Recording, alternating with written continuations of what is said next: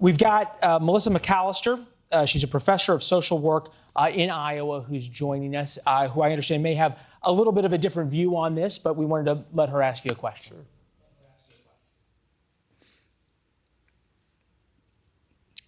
Good evening, Vice President. I am an LGBTQ member, and I have trans individuals in my family. Recent anti-LGBTQ bills have been signed into law all around this United States, including here in Iowa. So far in 2023, 15 transgender individuals and gender nonconforming people have been murdered.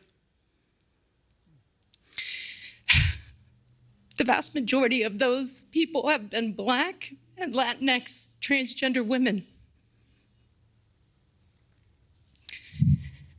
It is very hard for me to ask these questions after just hearing what I heard. What is your policy plan to protect the transgender community, specifically Black and brown trans women, from historically high levels of violence? Well, Melissa, let me say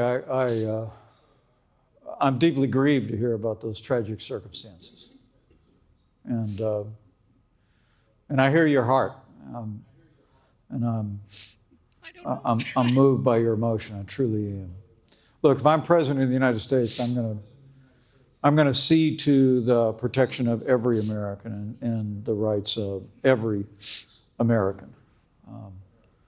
But whether that squares with my values or not, and I'm a Bible-believing Christian. I have a particular view of these matters, and you have a different view of those, perhaps. But I want you to know I believe in the freedom of religion. I believe in the freedom of conscience. I believe in the right of every American to live, to work, to worship according to the dictates of their conscience, and I'll respect that. But I hope you also hear my heart on this. For me, what adults do in their lives, decisions that they make, including transgender adults, is one thing. But for kids under the age of 18, there's a reason why we don't let you drive till you're 16. The state of Indiana, you can't get a tattoo until after you're 18. You can't drink until after you're 21. That's because we understand that kids don't fully understand the consequences of their actions. And so I hope you hear in my strong sentiment on the gender ideology that's being taught and has been taught in some elementary schools and promoted among many of our kids, that when it comes to surgical or chemical procedures, I really believe that we've got to protect our kids from decisions that will affect them the balance of their lives, while at the same time saying that adults can make decisions according to the dictates of their own conscience. And I want you to know, whether I agree with everything anyone in this country believes, that anybody that knows our family knows we love everybody. I believe in treating others the way I want to be treated. And I hope you hear my heart on that as well.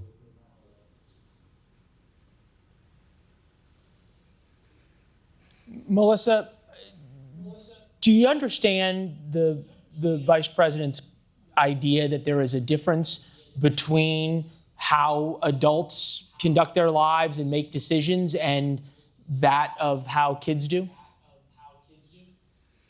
Absolutely. I'm a social worker. I've been in this profession for 25 years. I've worked with kids most of my profession.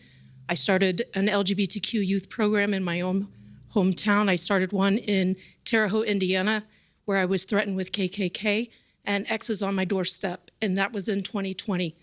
I have worked with kids as young as 5 years old that have gender nonconforming and identities that are transgender, and I've raised one. And so to hear somebody tell me that it's not okay for young children to make decisions about their gender identity and to ask their school officials for support, protection, and help is appalling. Melissa, thank you very much. Especially here in Linn-Mar. Thank you, Linn-Mar. Melissa, thank you. We appreciate the question, Mr. Vice President.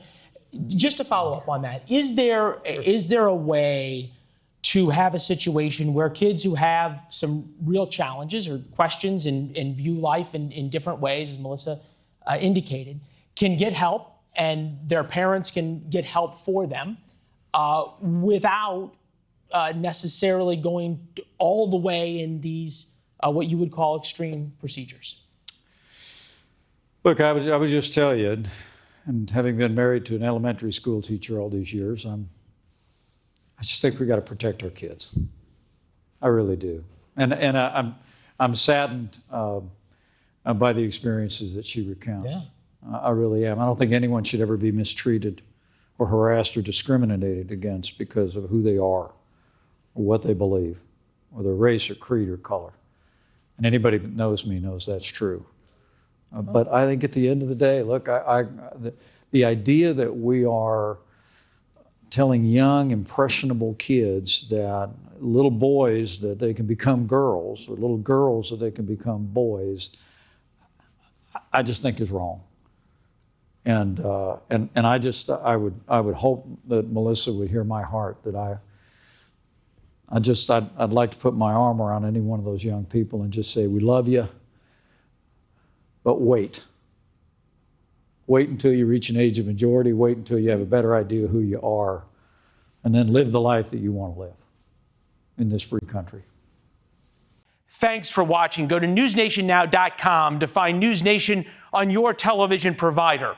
And don't forget to subscribe. Click the red button to get more of NewsNation's fact-driven, unbiased coverage.